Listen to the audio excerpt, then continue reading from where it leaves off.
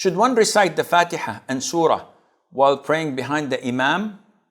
In a prayer behind an Imam, it is either loud prayer, loud rak'ahs, like in the first two rak'ahs of Maghrib and Isha, or it is silent prayers, like in Dhuhr, Asr, the last rak'ah of Maghrib, and the last two rak'ahs of Isha. If you are praying behind the Imam in loud rak'ah, like in Fajr, two rak'ahs of Maghrib, two rak'ahs of Isha, the Sunnah is that you recite the Fatiha when the Imam has concluded his recitation. And I'm saying it is a Sunnah. It's not a pillar, because the Imam's recitation suffices for you.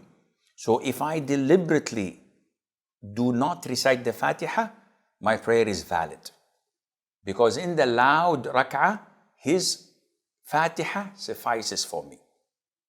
If I want, which is recommended, I should recite my Fatiha as well after he says, وَلَضَّالِّينَ آمين. I recite my Fatiha afterwards. Now, reciting a surah for me after the Fatiha is totally prohibited, because the Prophet ﷺ clearly instructed us not to recite behind the Imam any surah after the Fatiha.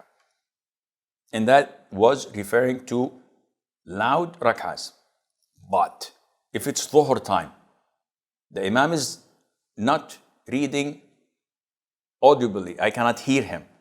So it is a must that I read the Fatiha. This is a pillar. If I don't, my prayer is invalid. And it is optional to read a surah afterwards, and it's highly recommended. Why?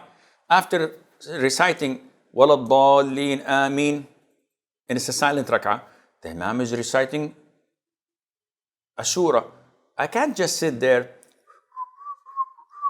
doing nothing or looking around me. I have to do something, because in prayer, you don't just sit there idle. So recite a surah.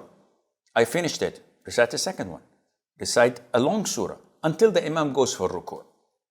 But in loud rak'ahs, no surah to be recited except the Fatiha for you as a follower.